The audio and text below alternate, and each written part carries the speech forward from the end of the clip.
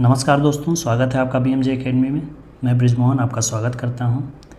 Ancient history के objective question answer series के पिछले वीडियो में हमने बौद्ध धर्म के 35 महत्वपूर्ण प्रश्नों को देखा।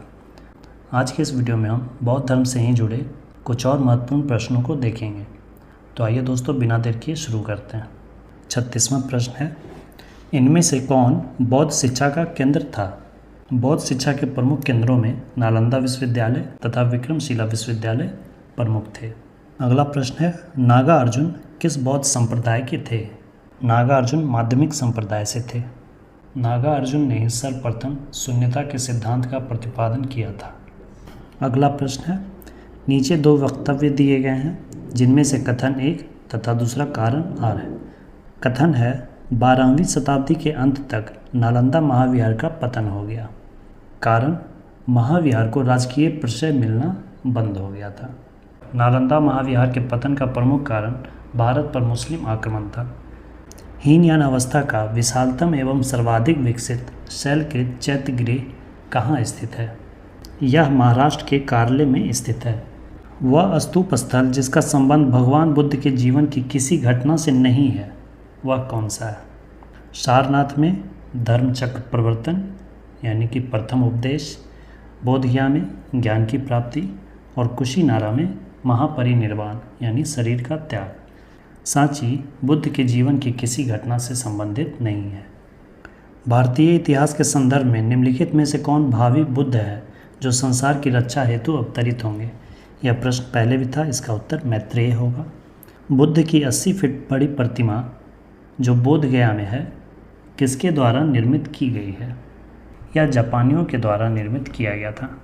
साथ ही राजगीर में जो विश्व शांति स्तूप है जो कि 120 फीट ऊंचा है, उसका निर्माण भी जापान के द्वारा किया गया है। सर्वप्रथम स्तूप शब्द कहाँ मिलता है? स्तूप शब्द का प्रथम प्रयोग ऋग्वेद में किया गया है। स्तूप का अर्थ होता है मृत्यु के अवशेष। निम्नलिखित में से कौन सा बौद्ध पवित्र स्थल निरंजना नदी पर स्थित था? निरंजना नदी, जिसे वर्तमान में फल्गु नदी कहा जाता है, उसके तट पर बोधगया स्थित है, जहाँ की गौतम बुद्ध को ज्ञान की प्राप्ति हुई थी। बौद्ध ग्रंथ पीठकों की रचना निम्नलिखित में से किस भाषा में की गई थी? जितने भी बौद्ध साहित्य है उनकी रचना पाली भाषा में की गई है। पाली भाषा तत्कालीन जनसाधारण की भाषा थी। सर एडविन अर्नाल्ड की पुस्तक the light of the Asia आधारित है किस पर? सर एडविन अर्नाल्ड की पुस्तक the light of the Asia 1879 में प्रकाशित हुई थी। इस पुस्तक में इन्होंने गौतम बुद्ध को लाइट ऑफ एशिया कहा है और यह पुस्तक आधारित है ललित विस्तार पर। निम्नलिखित में से कौन बुद्ध के जीवन काल में संघ प्रमुख होना चाहता था? वह था देवदत्त। देवदत्त गौतम बुद्ध के विचारों से सहमत नहीं था। वह गौतम बुद्ध के जीवन काल में ही बौद्ध संघ का प्रमुख बनना चाहता था। इसके लिए उसने गौतम बुद्ध की हत्या का असफल प्रयास भी किया था। बौद्ध तथा जैन दोनों ही धर्म विश्वास करते हैं कर्म तथा पुनर्जन्म के सिद्धांत पर। सारनाथ में अपना प्रथम प्रवचन किसने दिया था? सारनाथ में अपना प्रथम उपदेश दिया था महात्मा बुद्ध ने, जिसे कि धर्मचक्र प्रवर्तन कहा गया है।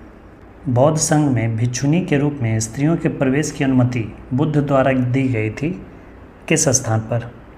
गौतम बुद्ध के प्रिय शिष्य आनंद की आज्ञा पर महिलाओं को बौद्ध धर्म में प्रवेश की अनुमति मिली और उस समय गौतम बुद्ध वैशाली में थे, जिसके बाद इनकी प्रथम महिला भिक्षुनी इनकी मासी प्रजापति गौतमी बनी। महात्मा बुद्ध ने अपना पहला धर्मचक्र प्रवर्तन किस स्थान पर दिया था? सेम प्रश्न है, इसका उत्तर आप कमेंट में बताएं। अगला प्रश्न, बुद्ध के गृह त्याग का प्रतीक क्या है?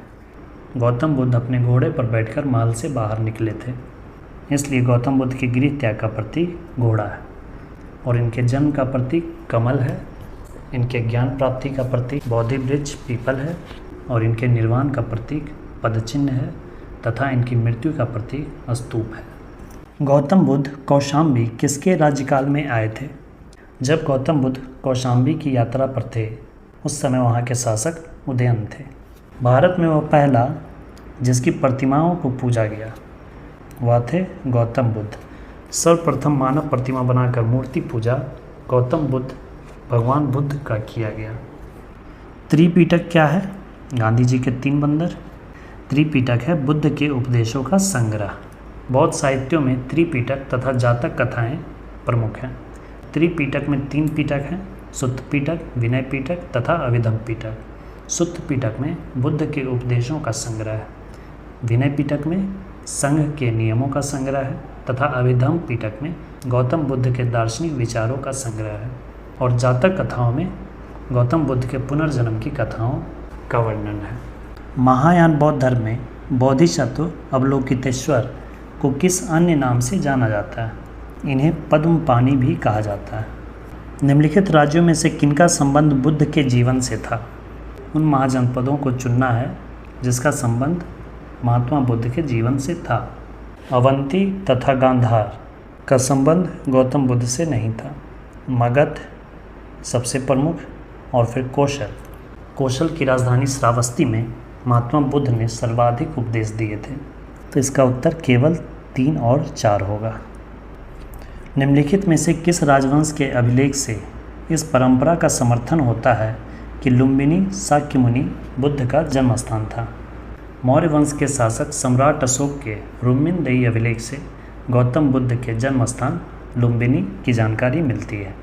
इस अभिलेख से यह भी ज्ञात होता है कि सम्राट अशोक ने लुम्बिनी को कर मुक्त कर दिया था। निम्नलिखित में से कौन सा एक अशोक का अभिलेख इस परंपरा की पुष्टि करता है कि गौतम बुद्ध का जन्म लुम्बिनी में हुआ? सेम क्वेश्चन है, इसका उत्तर भी मैंने बता दिया है, आप इसका उत्तर कमेंट करके बताएं। गौतम बुद्ध द्वारा भिक्षुणी संघ की स्थापना कहाँ की गई थी? संघ में महिलाओं के प्रवेश की अनुमति सर्वप्रथम वैशाली में मिली थी, जो कि गौतम बुद्ध के प्रिय शिष्य आनंद की आग्रह पर किया गया था। निम्नलिखित में से किस बौद्ध ग्रंथ में संघ जीवन के नियम प्राप्त होते हैं? संघ के नियमों का संग्रह विनय पिटक में किया गया। हमने अभी पढ़ा त्रिपिटक में 3 पिटक हैं, सुत्त पिटक, विनय पिटक और अभिधम्म पिटक। सुत्त पिटक में गौतम बुद्ध के उपदेश, विनय पिटक में संघ के नियमों का संग्रह और अभिधम्म पिटक में बुद्ध के दार्शनिक सिद्धांत। महात्मा बुद्ध का महापरिनिर्वाण कहाँ हुआ था? इसका उत्तर आप कमेंट में बताएं। भगवान बुद्ध की प्रतिमा कभी कभी एक हस्त मुद्रा युक्त दिखाई गई है, जिसे भूमि स्पर्श मुद्रा कहा जाता है।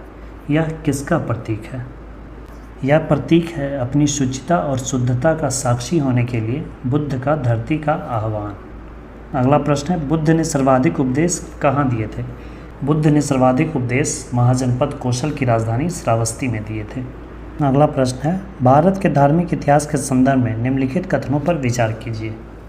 बोधिसत्व बौद्ध मत के हीनयान संप्रदाय की केंद्रीय संकल्पना है। यह कथन गलत है। बोधिसत्व अपने प्रबोध के मार्ग पर बढ़ता हुआ करुणामय है। यह कथन सत्य है। बोधिसत्व समस्त सचेतन प्राणियों को उनके प्रबोध के मार्ग पर चलने में सहायता करने के लिए स्वयं की निर्वाण प्राप्ति विलंबित करता है। यह कथन भी सत्य है। तो इनमें से केवल 2 और 3। तृतीय बौद्ध सभा किस स्थान पर बुलाई गई थी? महात्मा बुद्ध के उपदेशों को प्रसारित करने के लिए बौद्ध संगीतियों का आयोजन होता था। तृतीय बौद्ध संगीति 247 ईसा पूर्व में सम्राट अशोक के शासनकाल में पाटलिपुत्रा में आयोजित की गई थी, जिसमें इस बौद्ध सभा के अध्यक्ष मोगलीपुत्तिस थे, और इसी संगीति में अभिधम्म पिटक की रचना मोगलीपुत्तिस द्वारा ही की गई थी। गौतम बुद्ध ने किस स्थान पर निर्वाण प्राप्त किया? इसका उत्तर कुशीनगर, कुशीनारा। बौद्ध स्मारक स्तूप कहाँ बनाए जाते थे? बुद्ध के अवशेषों पर। यह कथन सही है। बुद्ध के जीवन से संबंधित स्थानों पर नहीं। संघ के प्रमुख सदस्यों के अवशेषों पर। यह भी सही है। बौद्ध मठों द्वारा अर्चना के स्थानों पर। यह गलत है। तो इसमें से पहला और तीसरा कथन सत्य है। स्तूप का अर्थ होता है मृत्यु के अवशेष। निम्नलिखित युग्मों में से कौन से सही सुमेलित हैं? लोथल प्राचीन नदी क्षेत्र, ये सही है। सारनाथ गौतम बुद्ध का प्रथम धर्मोपदेश, धर्मचक्र प्रवर्तन, ये भी सही है। राजगीर अशोक का सिंह स्तंभ शीर्ष, ये गलत है। नालंदा बौद्ध अधिगम का महान पीठ, नालंदा महाविहार, ये कथन भी सही है। पहला, दूसरा और चौथा। बुद्ध के जीवन की 4 महत्वपूर्ण घटनाओं और उनसे संबद्ध 4 स्थानों का नीचे उल्लेख है। इसका मिलान करना है। जन्म हुआ था इनका लुम्बिनी में, ज्ञान प्राप्ति हुई बोधगया में, प्रथम प्रवचन इन्होंने दिया सारनाथ में और महापरिनिर्वाण हुआ कुशीनगर में। 3, 2, 1, 4 ऑप्शन सी। दोस्तों आज की इस वीडियो में इतना ही। बाकी के 30 महत्वपूर्ण प्रश्न हम अगले वीडियो में देखेंगे। दोस्तों जिन प्रश्नों का उत्तर मैंने कमेंट करने को कहा है आप उसका उत्तर कमेंट अवश्य करें और साथ ही क्वेश्चन आंसर का यह वीडियो सीरीज आपको कैसा लग रहा है कमेंट करके ज़रूर बताएं। वीडियो में अंत तक बने रहने के लिए धन्यवाद दोस्तों। जय हिंद, वंदे मातरम।